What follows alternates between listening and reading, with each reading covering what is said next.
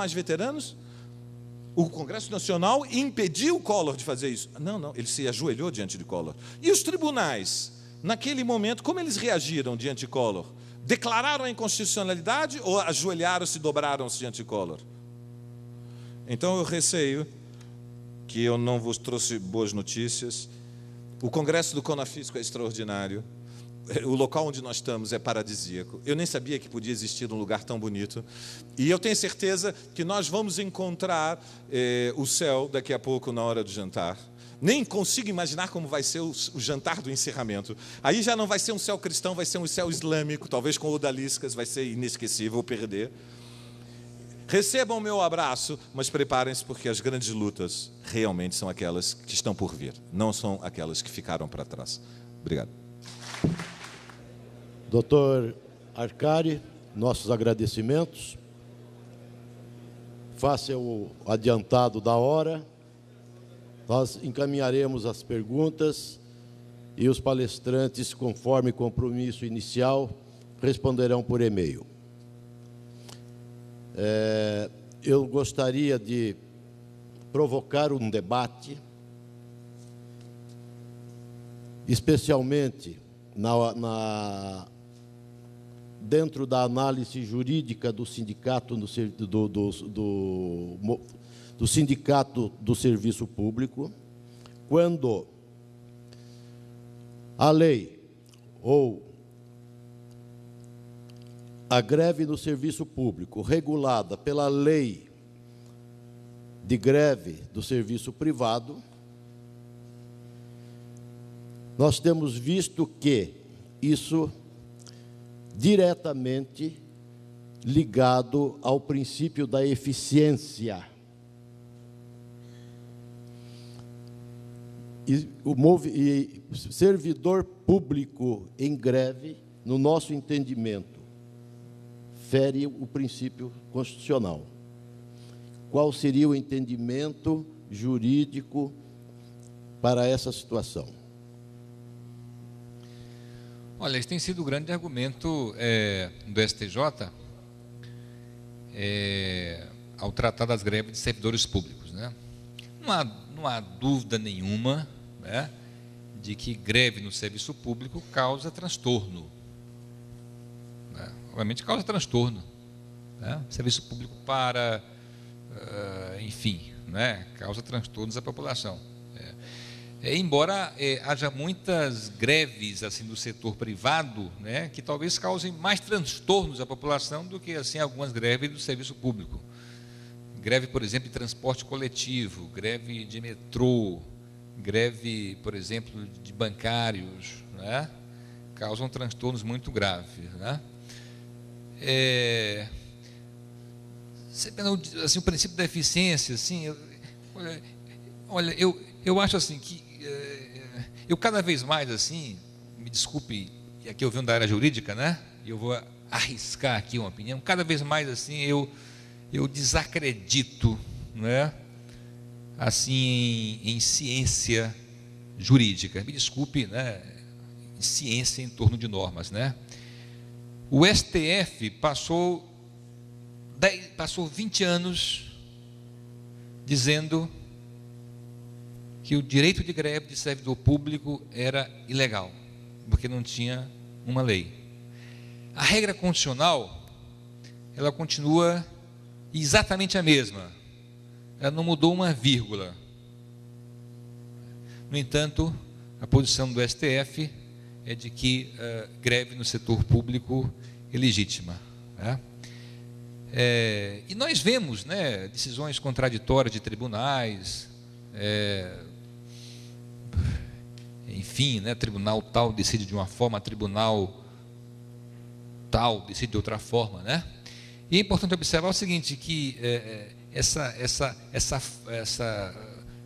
esse poder que tem a justiça hoje, né, que tem o judiciário de dizer o direito com base em regras, né, em sociedades complexas. Quer dizer, não existe nenhuma regra jurídica que acompanhe assim a complexidade do mundo moderno. A regra jurídica, a lei ela passa a ser sempre uma referência normativa que, obviamente, depende de interpretações, né? E as interpretações, elas nem sempre são assim, científicas, depende muito do valor das crenças do passado, da história de cada juiz. A Constituição, por exemplo, é uma carta que tem princípio para tudo. Se você for observar lá, você tem princípio que interessa assim, a todos os grupos sociais. Tem um princípio do direito de greve, mas tem um princípio também da continuidade do serviço público, o princípio da eficiência do serviço público. Então, na hora de ponderar esses diversos valores, ou princípios, ou direitos, né, é muito importante a atividade do juiz. Ele que interpreta, ele que pondera, ele que vai dizer, no caso concreto, o que é que vai pesar mais? É o direito de greve ou a necessidade de continuidade no serviço público ou de eficiência no serviço público, que é essencial, né? E isso é algo assim incontrolável, né? Depende muito da posição do tribunal, da posição da corrente dominante, eu diria até assim, né? Dos interesses envolvidos, né? Eu acho que muitas vezes a impressão que nós temos aqui, e aqui eu vou apelar aqui para uma interpretação nietzschiana da sociedade, né? O que existe são diversas vontades, diversos interesses que se entrechocam às vezes, interesses às vezes contraditórios, que demandam às vezes um Estado executivo forte, né, como mediador de interesses. Quando esse Estado executivo não funciona, um Estado judiciário, né? Mas a formulação da regra jurídica, quer dizer, do comando que vai imperar, né, numa certa situação, depende muito dessa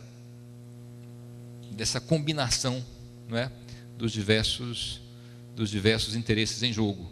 Então, no momento, não é, um juiz, um tribunal vai decretar uma greve ilegal, e pode ser que no ano seguinte, quer dizer, a mesma greve seja considerada legal, né? Então, eu digo isso porque a gente passa hoje esse momento da cultura jurídica brasileira, onde se aposta muito na justiça, né? Como se a justiça fosse melhor, como se os juízes fossem melhor do que os políticos. E essa pode não ser uma verdade, né? Basta observar, por exemplo, as decisões recentes desse ano do STJ em matéria de direito de greve, e se observar como praticamente tais decisões, mesmo quando greve foram julgadas ilegais, esvaziam na prática esse direito de greve, que é uma expressão assim clássica da liberdade sindical. Muito obrigado. Em seguida, pediria ao Manuel para fazer a entrega do certificado ao doutor Arcari.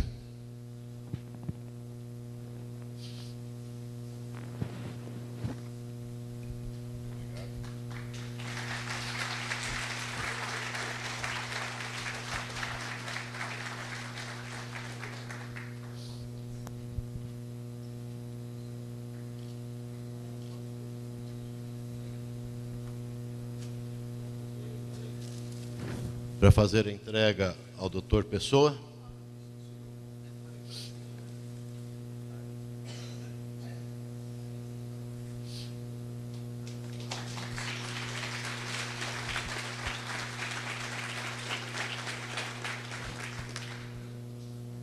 Os nossos agradecimentos aos palestristas, à plateia participativa.